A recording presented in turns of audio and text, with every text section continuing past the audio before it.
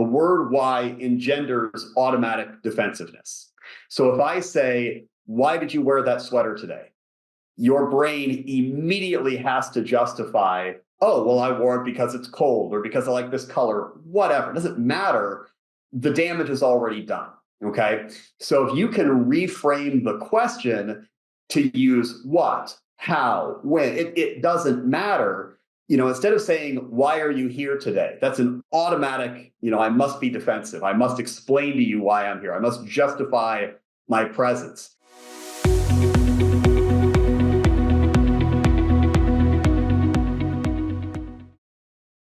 Danny Hammond is the co-founder and president of Marketing Profit Systems, a boutique marketing agency that helps financial professionals get more clients through a variety of online and offline marketing tools. He helped to create the financial advisor's ultimate marketing machine, the signature offering for Marketing Profit Systems, which is a multi-channel marketing system that automatically guides prospects through the complete sales cycle. He's a co-author of the upcoming book, Ethical Persuasion for Financial Professionals, which is a guide to using tried and true persuasion techniques in a congruent and ethical manner to close more clients and help more families. It's so great to have you here. You have a master's degree in educational psychology. I know that you love talking about all things mindset. I do. I'm really looking forward to our conversation. Guilty as charged, absolutely. Yes. Great. So, Danny, I'd love to know a little bit about your journey to where you are now. I know you've built a phenomenally successful business. Can you just talk us through the high points and maybe some low points as well, where you felt that mindset really mattered in getting you through the successes and the failures along the way? Yeah, so I was so excited when you asked me to join you, just because mindset is something that I think about a lot. I will spare your audience the entire story, but I've only been in this business for about 10 years now. In what I would say is a prior life, I worked as a teacher for gifted children. So basically working with kids that have been identified as highly intelligent. Did that for a while and then moved on to working as a therapist for gifted children. So I was always thinking about mindset and what allows someone to be their best and what holds someone back from being their best and all of that. And so did that for many years, really enjoyed it. Long story short, did not stay with it because I was never terribly good at separating out the work life from home life. I was never very good at leaving my clients' problems at the office. And so I needed to find something else. And I was fortunate to work with my father, who was an elder law attorney, and Don Quante, who your audience may know, who is the long-term care guru in the financial space. And working with Bill, my dad, and with Don, they had all of these just tremendous ideas for the industry. These were classically trained marketers. They could sell anything to anybody, but they had been brought up in an analog world, right? They knew enough to know that there were digital tools out there. They did not know enough to know how to use them. And so fast forward to 2020, the pandemic hit. Everybody is scrambling, and so many people made the pivot to the online space. And working with Bill and Don and with Dave D, who your audience may know, and with Julie Steinbacher, I'm blessed to have been surrounded by truly incredible marketers. And so they brought me into their world, and I was sort of the tech person who basically helped everything to come together and built, took all the crazy ideas that they had, drawn up on the back of a napkin and said, hey, can we turn this into a real automated machine? Can we make this something that people can actually use in their businesses? And again, that's just background to say that, to kind of transition into the whole idea of mindset, right? And so many of my clients, when we first get to them, they're not in a mindset of abundance. They're in a mindset of, I must, I have to close this sale. I have to, if I'm going to have a seminar, I need to get as many of these people onto my calendar as possible, yada, yada, yada. And really what our system allows people to do is to automate a lot of the busy work, which therefore frees them up to work, to work on the business instead of in the business. So many people get so caught up in staying busy, right? And they're very good at staying busy, and they're very good at having lots of tasks to do, but they're not very good at working on what my mentor Perry Marshall taught me, which is the whole idea of there is $10 an hour work, and there is $100 an hour work, and there is $1,000 an hour work, and even $10,000 an hour work. So many people get buried in the 10 and the 100, and they lose track of the fact that the only way your business can ever really grow is by spending a good amount of time on the tasks that are, valued much, much more highly. Thank you. That is such a great walkthrough. I can see how the pandemic was an absolute game changer, and it can be obviously it was a terrible thing, but in terms of pivoting, it sounds as if your company pivoted beautifully and took advantage of the technology out there. Yeah, so I would love to tell you that's a mindset, isn't it? That's an attitude, because you can either run away scared from it all, or you can embrace it and think this could be a big step up for us. This is a great opportunity. Sure. Well, and I would love to tell you that it was all exactly elegant and a straight line and everything worked exactly as we planned, but that wouldn't be true. And a big component of what we were doing was understanding, the old expression, we're going to kind of build the plane as we fly it. We knew at our core that the world was never going back to the way it was, right? That you can't put the toothpaste back in the tube, and that there was going to be a digital component to everything that we did. And whether, our clients, our prospects, anybody we worked with, whether they wanted to fight it or not, the world was not going back to how it used to be. And so there was a definite shift in what we were doing, what we were building, and there was an understanding that this was not going to be perfect on the first try. And so we had identified sort of our larger goal of, we want to help financial professionals, and we work a lot in the long-term care space. So really people that are genuinely helping families to sleep better at night. We're helping them with something that a lot of them inherently don't understand. They don't get the technology. They don't want to get the technology. And that's okay. That's why people like me are out there. I'm a sick person. I actually enjoy building this stuff. I enjoy when somebody comes to me and says, hey, I have drawn out this crazy elaborate flow chart, on the back of a napkin, and I want to have the tools that will just make this work automatically.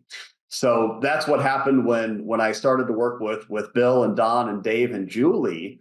And, in the beginning it was, we're going to do it this way. And then you try it, and parts of it work and parts of it don't work, and you refine and you test. And the one thing that, many things that he taught me, but one of the main things that Bill had taught me was never get too married to what you think is going to work. So in the beginning, we had drawn all of this up, and it was just beautiful. And we're sitting here thinking, oh my God, we've nailed it. It's, April of 2020 at this point, and we're thinking we now have the perfect system to take out there, and this is going to take anybody who was on the quote unquote hamster wheel doing seminars, doing workshops. This is going to move their business from the physical world to the virtual world. And it was probably 60% accurate. We had lots of stuff that worked really well, and we had lots of stuff that our clients didn't want, didn't use, that our clients' prospects didn't want or didn't use. So we refined, we tested, we played with it, and it really was a project that took a couple of years to really get to a point now where it really hums like a finely tuned machine. Excellent. And it's the failures things that don't work, which give you as much information and data as the things that do work. Well, and I mean, going back at the time, it seemed so, it didn't seem so obvious that now it does. If it had all worked on the first try, I'm not sure what we'd have done. like, we learned so much more from the stuff that didn't work. Some of the stuff that that we've built into the virtual world, people have gotten used to. I want to talk about a time I was wrong. I famously was in a mastermind group with a guy who did. He helped local businesses get more Google reviews. And this was probably 2014, 2015. I may be off on the dates, but it was a long time ago. And he got up in front of the room and he showed the group this crazy square full of dots and dashes and whatnot, which we all now know is a QR code. Everyone in the room looked around like, what the heck is that? And the guy was kind of a techie, and he said, oh yeah, this is going to be the next big thing. And I told him, I was like, look, if my parents saw that and you said, yeah, just download an app and point your phone at it, they would look at you like you had three heads. And he said, mark my words, this is going to be the future. And I said, no, it's not. And then COVID hit and he proved right and I proved not. So always good to be humble, always good to have big ideas, always good to have confidence in your ideas. And even better to say, okay, let's take an honest look at what did work and what didn't work. Yeah, that's a really great attitude. Your dad's absolutely right. You are very close. You work very closely with financial advisors on marketing and sales. Systems, processes, strategies, they're so important to make sure, as you say, they're ethical, they're really resonating with the clients. However, at the heart of that is mindset. And I know that you work with a variety of advisors, and every single one of them has a different way of looking at their business. Some of them are implementing. As soon as you give them something to do, they'll go and do it, and they'll try it out and come back with some information on that. And others will just get stuck in the reeds. There could be lots of fears around marketing and selling and pivoting to, a new service, whatever it is. You've seen it all. Mm-hmm. What do you think separates the most successful advisors from the ones who don't get as far as they want to go? Yes, there's lots of directions you can go with that. So I'm gonna start at what I would deem to be the most important, and then work my way down. There are certain skills that anyone in this industry simply has to have, and so you had mentioned. The idea of being ethical, ethical persuasion is a particular passion of mine. I'm currently finishing up a book right now on ethical persuasion. We just had a meeting with my client group last month where we spoke all about the idea, not just of using persuasion techniques, because I think persuasion techniques can be used in unsavory ways, yes. Right? And so for a lot of the people that I work with, and like I said, a good chunk of our clients work in the long-term care space where you're dealing with people that are truly in a tough spot. They are taking care of an aging parent. They're taking care of an aging spouse. They are worried about getting their loved one great care. They are worried about how they're going to pay for it. And our clients are in a unique position to give those families peace. But at the same time, so many of them are worried about, well, I don't want to be a sleazy sales type, right? I don't want to take these techniques that, have long been proven to get people to do what you want for them to do. I don't want to do that in a way where I can't, hit the pillow at the end of the night and say, yeah, I did a good thing today. So it's important for us, and to circle back to kind of my main thought here, the one skill that everybody really has to have is they need, if not themselves, someone on their team has to have the ability to sell.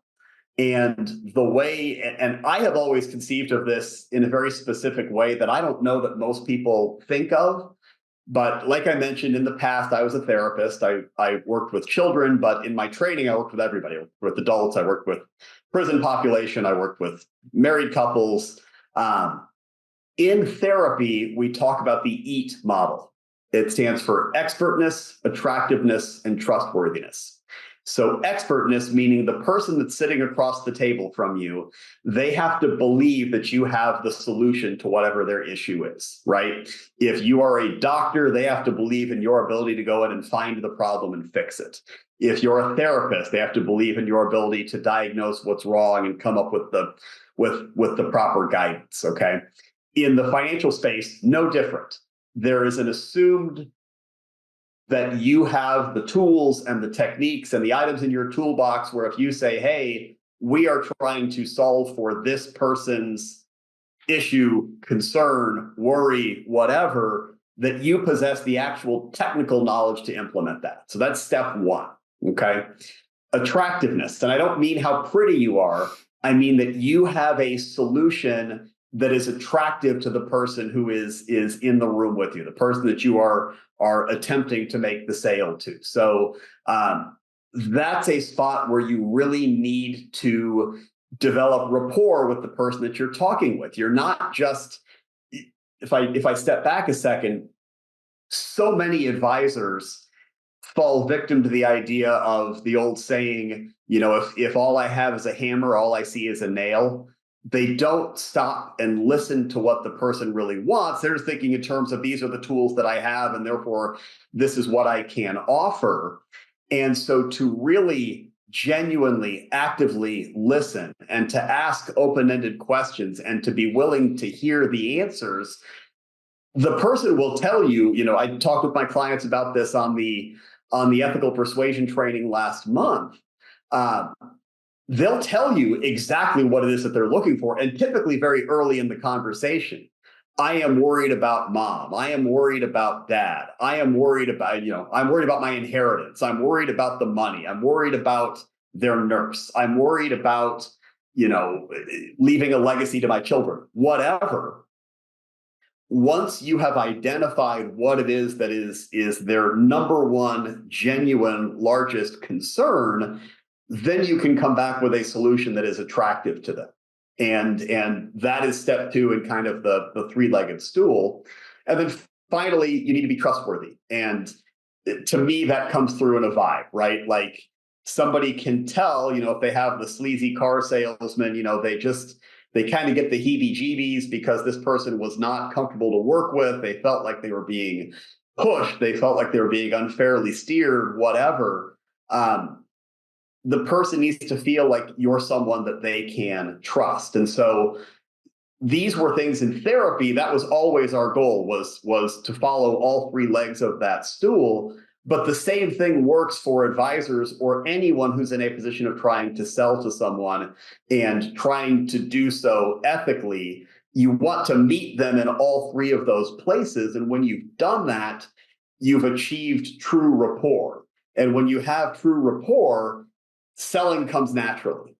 And so many people, so many of the people I work with, it's difficult for them to really focus on that because they're so caught up in either the I must make this sale or the, I have the tools that I have, and so therefore I offer the same things to everyone, even if that's not what they really need. And what you'll find is by taking good care of people, more business opens up, right? Like so many of our clients, I keep coming back to this, but in the long-term care space, if you take great care of somebody's mother, they're not going to be a hard sell when they're ready to move on with their own financial planning, their own retirement planning, their own long-term care planning. So it's easy to say, yeah, this is just one potential sale and it's not all the AUM that I want and it's not all of the stuff that's going to really blow up my business. But by taking care of someone on a truly deep level, it unlocks so much more. So very long-winded answer to say, number one, first and foremost, you or someone directly on your team has to have that ability to sell, right? To make the rain, to bring in the money that will allow you to keep everything else going. That's number one. I have a number 2 if you'd like me to keep going. Oh, yes, please. This is fascinating. Okay. I can't wait to read your book when it comes out. Okay. Yes, I'm excited.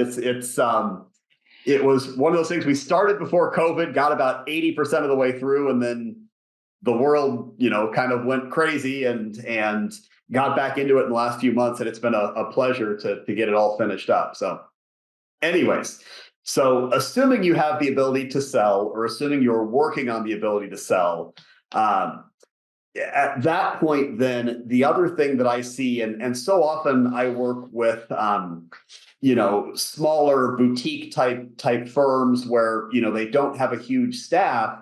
And so if you have a solo practitioner or somebody, maybe they're working with a single assistant or a very small team, they try so hard to be all things to all people at all times.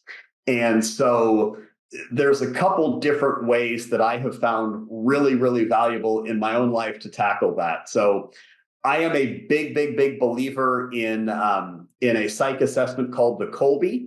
That's Kolbe. I see Nina nodding. I see you know the Kolbe, but for the benefit of your audience who may not know it, I obviously, I worked with gifted kids. I am certified in administering all of these different psych assessments and intelligence assessments and all that stuff.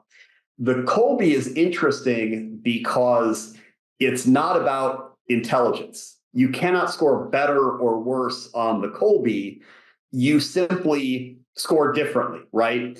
And Kolbe's idea was that I'm not going to look at what people can do. I'm going to look at what they will do. Right. And so long story short, because I don't want to bore everybody with all of the details, but there are 4 different scales to the Kolbe. And the idea behind it is if you're presented with a totally unique challenge, right? If you don't know, you've been given a problem to solve and you've been given no restrictions on how to solve it, most people are going to fall into one of 4 different areas. So if they're what Kolbe calls a fact finder, they're going to dive into the research. They cannot ask enough questions. They cannot have enough information. These people always want to know, well, what has everyone else tried, right? You have your quick starts, which is like me. Quick starts deal in ideas. So if you give a novel problem to a quick start, they're immediately going to start generating ideas. Quick starts are often entrepreneurs because, that's what their stock and trade is generating ideas. You've got your follow-through people. These people love systems. They love to know, okay, well, what process can we follow that will produce consistent, reliable results? And then finally, your implementers. Implementers love to build. They love to work with their hands, build things, take things apart.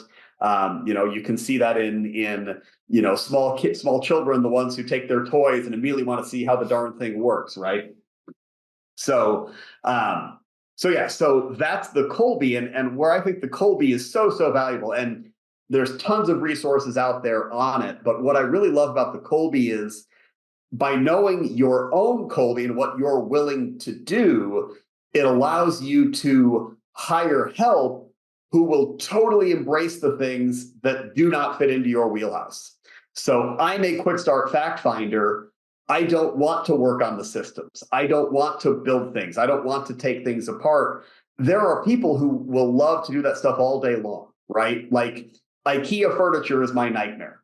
I'm going to sit down and I'm going to take all these pieces and look at pictures, and you couldn't pay me enough to put together a dresser from IKEA. But there are people who that's their happy place. And so to kind of bring it full circle and put it all together, I had mentioned you get so many people that are so busy trying to be all things to all people, and they're so willing to work outside of their will, of their comfort zone.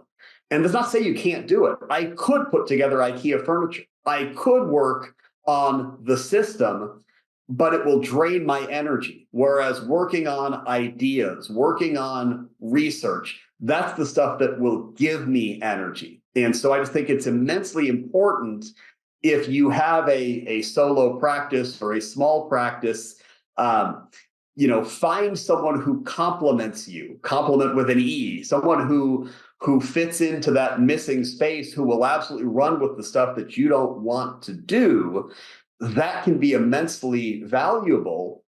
And at the same time, the Colby is tremendously valuable because it's a very simple way to see the lens with which your team needs to hear communication, right? So I'll give you an example. As a quick start, I don't need a lot of lead up. I don't need a lot of details. If you send me a 10-page proposal and you say, hey, we're going to talk about this next Wednesday, I'm going to look at it Wednesday morning right before the meeting, right? I don't need to know all of the details.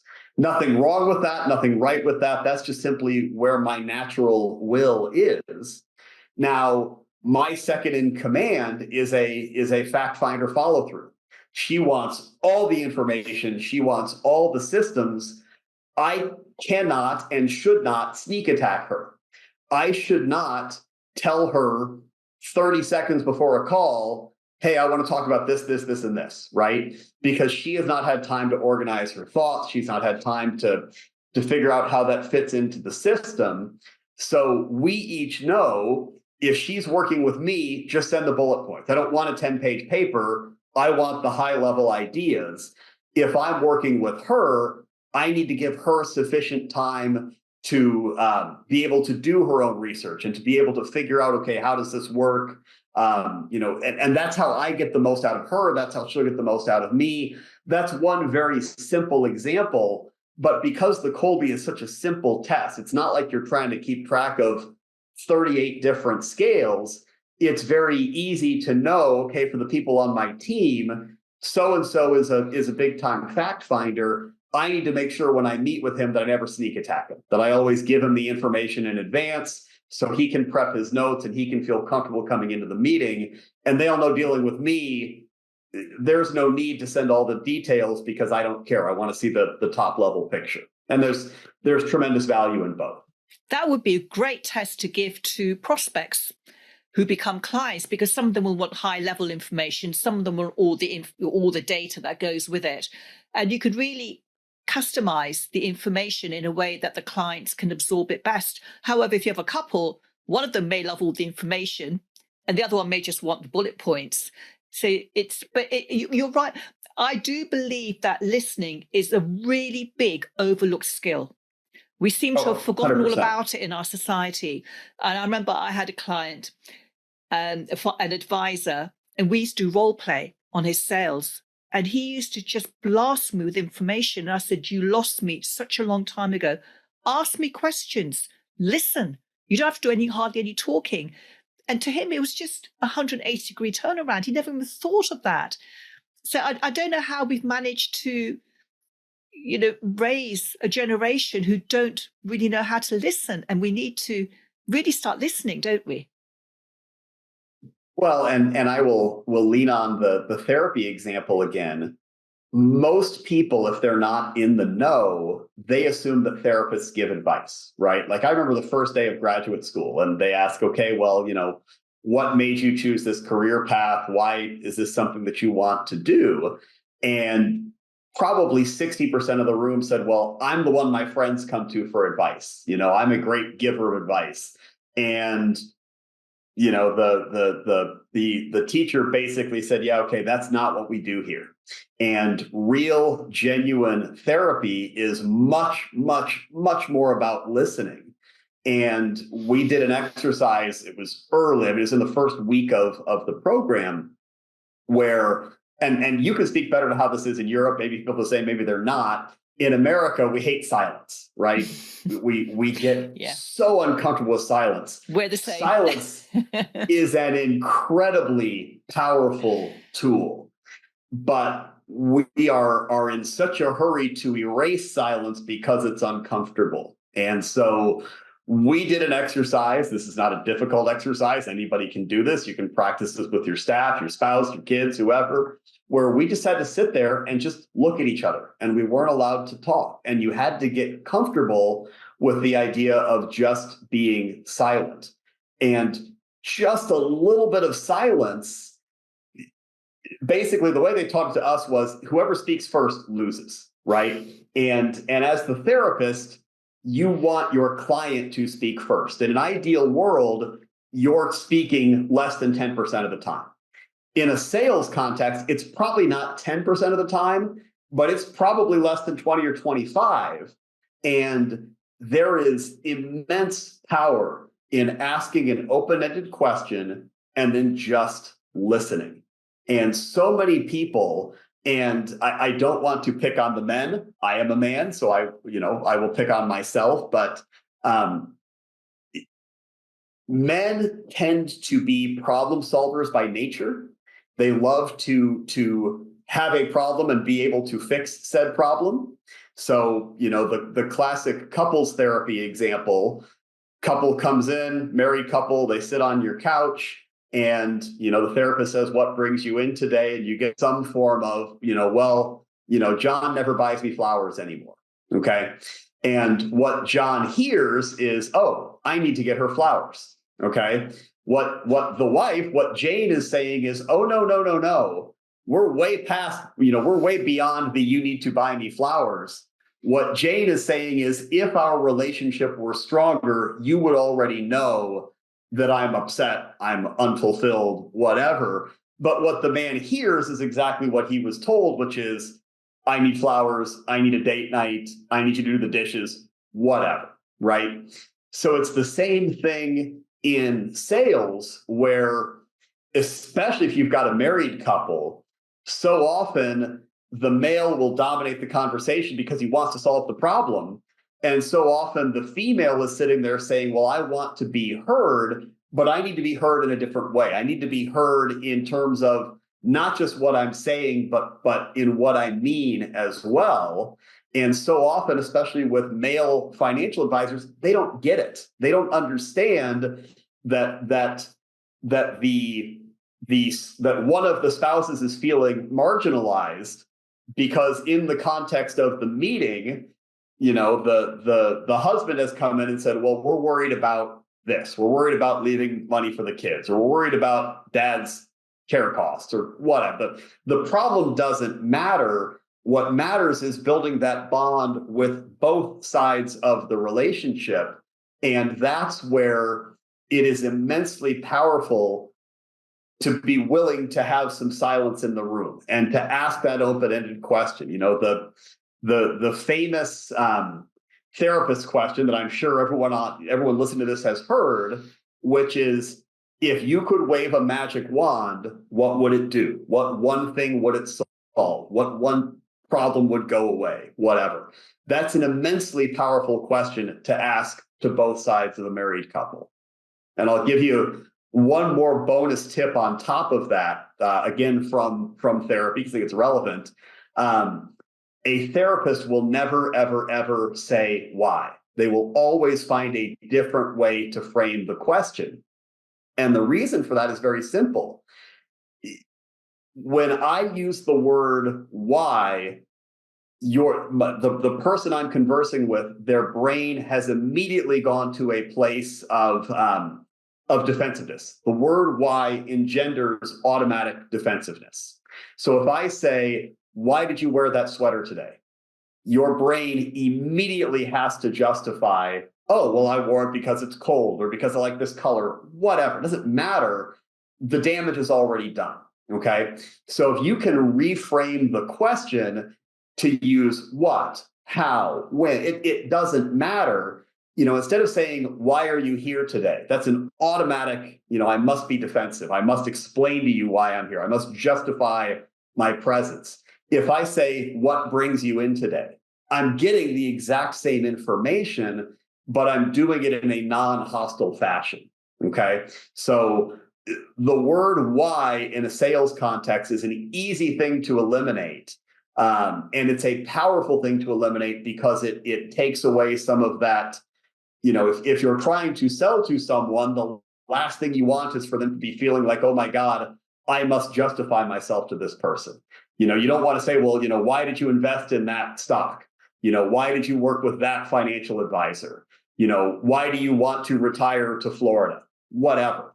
There are better ways to get the same information. So don't use why. Ask open-ended questions. Be willing to listen. Rapport will come so much more easily. The sales will come so much more easily if you're just willing to follow just those basic steps. Yeah, and there'll be a lot more in your book as well. It's so interesting. I had my first ever silent retreat last year. It was a 4-day silent retreat. At the beginning, I thought this isn't for anyone, for everyone, because they took your phone away. There were no books. There was literally nothing to read. We had a notebook and a pen, and that was it. And at the end of the 4 days, I thought everyone should do this. It was amazing. The benefits and the effects have been watered down as time goes on. I did restart my meditation practice. That's one long-standing benefit I took away from it. And I will do one every year, and I want to do a longer one next year. Silence is so powerful because you go through that bored bit, and I was starting to get to the stage where I was really looking at my relationships and how I behaved and how I showed up, not in a beating myself up way, but just in a sort of a non-judgmental way, and more of an objective way. It's an incredible thing. Silence is so powerful.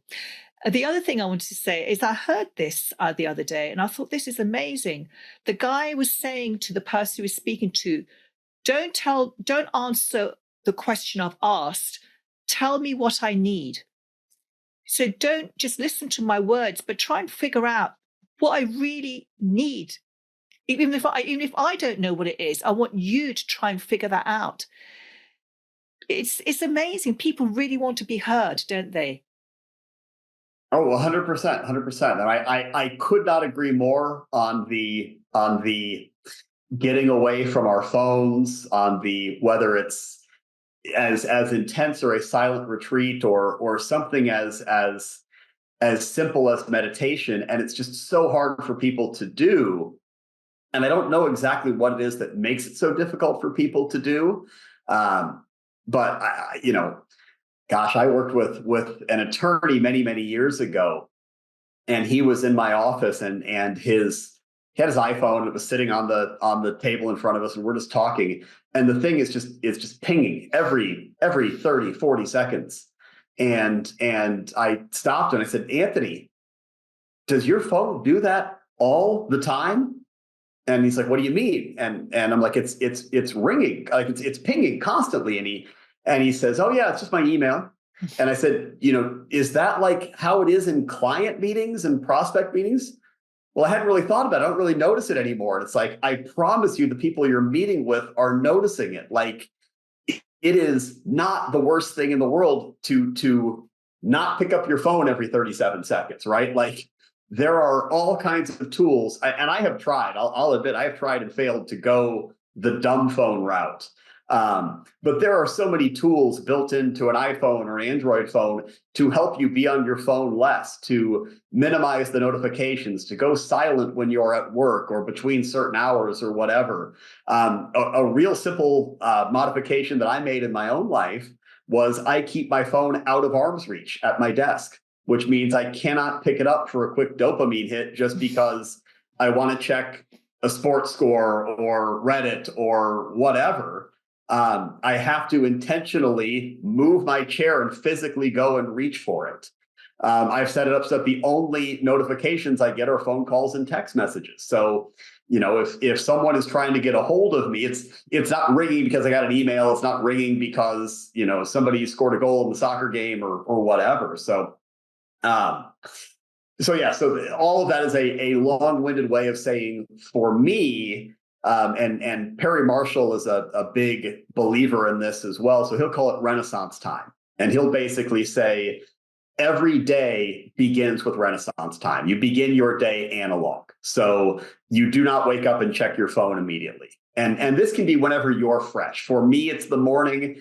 Maybe some people it's the evening. You got to kind of know yourself a little bit. But for me, it's 20 uninterrupted minutes. It's somewhere quiet. There's no phones. I have a notebook, I have a pencil, I have the ability to write things down, but I'm not consuming anything. I'm just sitting and listening and contemplating. And I suppose it's a form of meditation, but it doesn't need to be. But it's the idea that, we live in such a world of constant stimulation and such constant overwhelm. And our brains were not meant for that. We were not meant to be constantly stimulated all the time. And so to sit down and just listen for 20 minutes, you'd be amazed the answers that you get. You'd be amazed the problems that you solve. You'd be amazed the better equipped you are to handle whatever static may arrive in your day. And it's not easy. It takes a few weeks to build it up as a habit, but once you've done it, you'll never go back. And I am thankful for the people who have sort of drilled that into me, because now it's something that will never go away in my life. And it's something that costs no money. It costs very little time. And I would argue the time you spend doing it is time that you're paid back, many times over. And if you think how many 20 minutes we waste every day on, surfing on the phone or whatever it is, and it's just completely wasted time. I agree. When I take my dog for a walk, I don't listen to anything. I don't take my phone with me. I'm just thinking about things.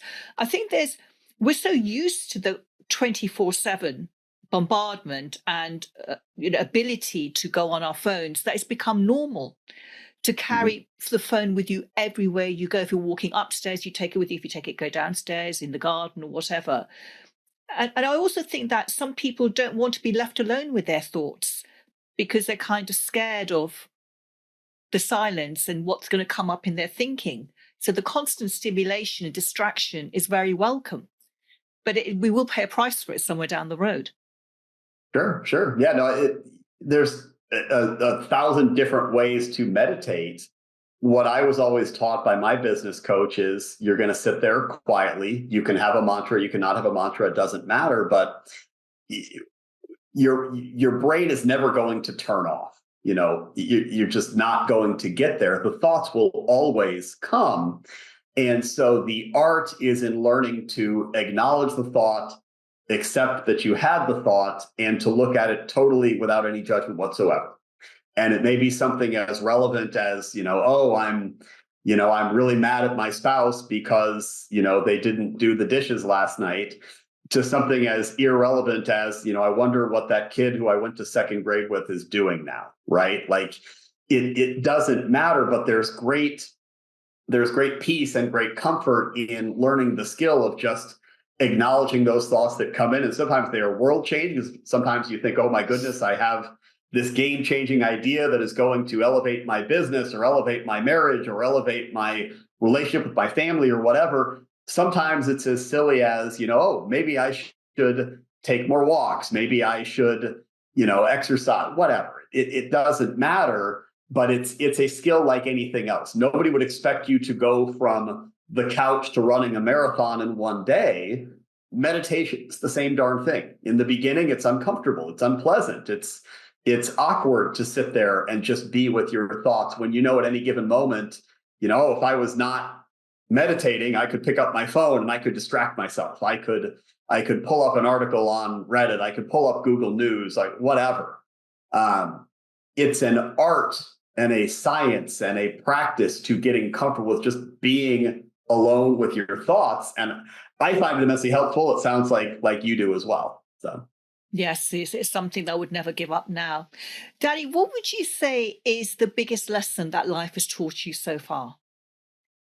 Oh my goodness, it's a tough one. Biggest lesson.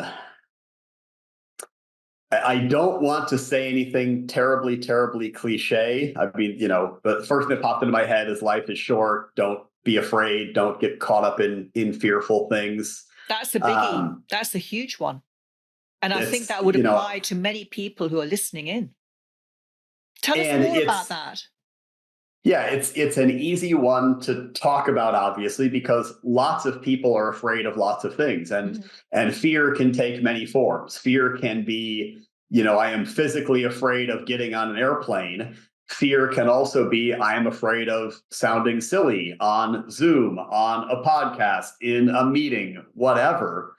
So I think that's a biggie. So I'll give you an example. So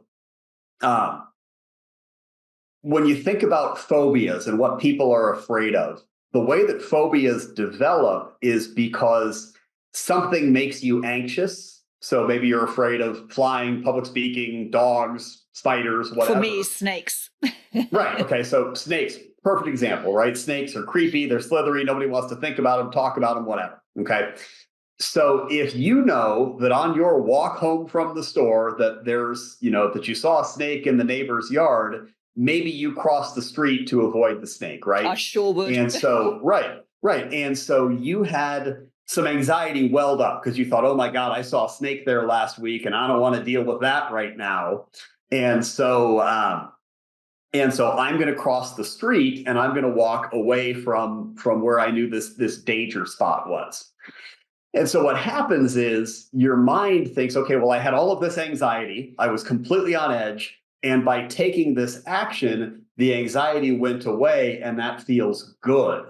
Except it doesn't actually feel good. It feels the absence of bad, the absence of anxiety. And so you train yourself, oh, if I just avoid the snakes, that will then feel good. When in reality, you're just not dealing with the underlying issue, right? Now, having said that, if there are any parents listening, they're probably thinking, okay, well, I've got a kid who's afraid of swimming. I'll just toss him in the water with a life jacket on and he'll be fine, right? Even worse, because what happens is you get all of this anxiety and then you throw them in the water and they're just really freaking out. And then you pull them out of the water and then the anxiety goes away because they're not in the water anymore. In reality, you have to stair step it, right? So if I were still doing therapy and Nina, if you were my client and you said, I have just a deathly fear of snakes, I can't leave the house because I'm so terrified I'll see a snake, we would not immediately go from 0 to, okay, well, I've got a snake in my hands and now you're going to hold it, right?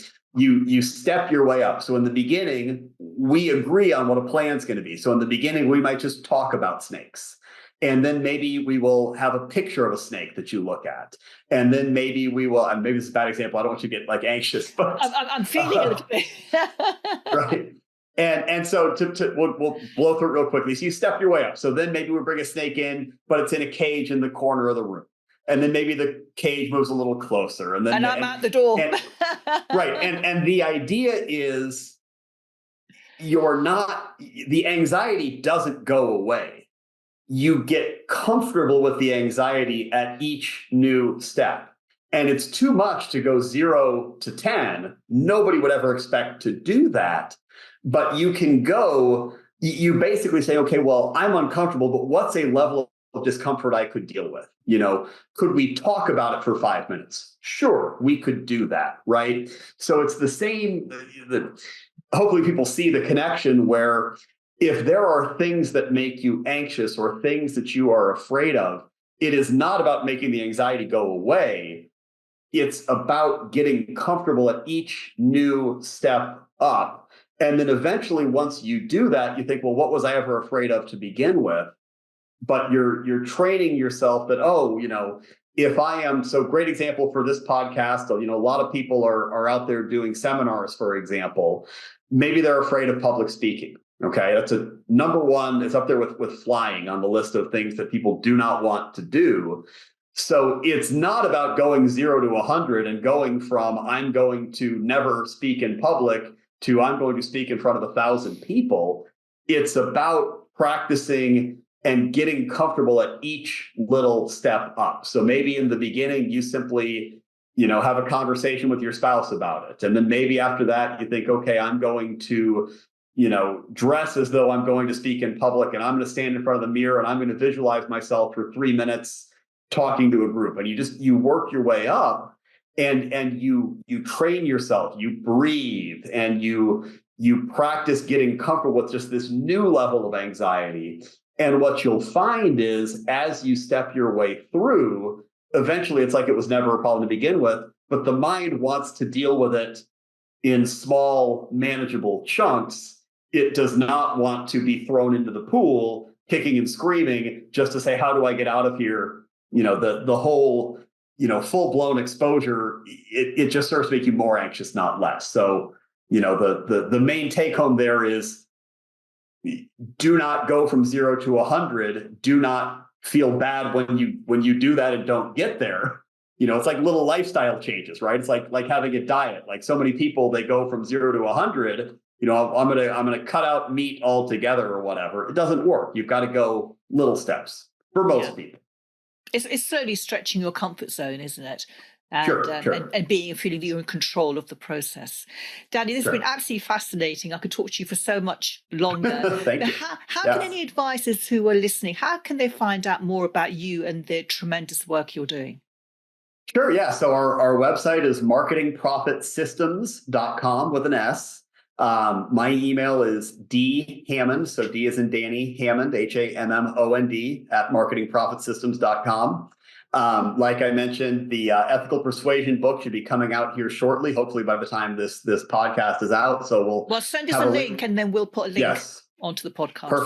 Perfect. That'd be wonderful. Yeah, no, I would love to get that book in the hands of as many people as possible. I think it's really, really important stuff for trying to fill this gap where you have so many advisors who say, yeah, I need to learn how to sell. And that's true. I want people to be able to know how to sell and how to persuade and how to lead and how to guide, but to do so in a way where they still feel good about themselves and they feel like they can, still sleep at night when their head hits the pillow. I had a client, an estate planning attorney, and he said it took him 10 years to figure out how to sell. He said no one taught him. It was never taught in any of the training they did. 10 long years. What a waste of time. Same thing in grad school. One of one of my people in my cohort asked a very innocent question. Okay, well, how do we get therapy clients? And there's this false belief that if you're good, people will find you. Yes. And that's exactly what the professor said was, we'll do a good job, become a good therapist, and the rest will take care of itself. And I'm sitting here thinking that's not true. You got to know how to market. You got to know how to sell. It doesn't matter how good you are. I would much rather, and obviously rather be good at both, but I'd much rather be an average professional and a great marketer and a great salesperson than the other way around. If you don't know how to sell and you don't know how to market, the other pieces just don't fit. And so if this can be my little contribution to making sure that the people who think, I don't want to really be a salesperson, if this can be my contribution to saying, hey, there are ways to do this, and there are ways to do it where you can feel good about yourself. And I don't think I said this, but it's a great thing as we're wrapping up. One of my mentors taught me, if you possess the solutions, you are ethically obligated to know how to sell them, to know how to persuade. I believe in that very strongly. Right. And so many people, they think of sales as this cringy thing. That's not what I do. I provide solutions. I provide answers. I provide comfort. And it's like, well, if you have all the solutions, you have all the answers, but you don't know how to get someone to follow, it doesn't matter how good the solutions are. So, it is your ethical obligation, assuming that you have your client or your prospect's best interests at heart and in mind, it is your ethical obligation to know the tricks and the tools to get them to follow you to that place where they will be able to sleep at night and you grow your business and everybody wins. I absolutely agree. And when you're a business owner, you have to be able to sell. There is no other way of having a conversation with a prospect. Thank you so much. This has been my pleasure. Amazing. I've learned so much. And for everyone listening, I hope you've got a ton of value from this.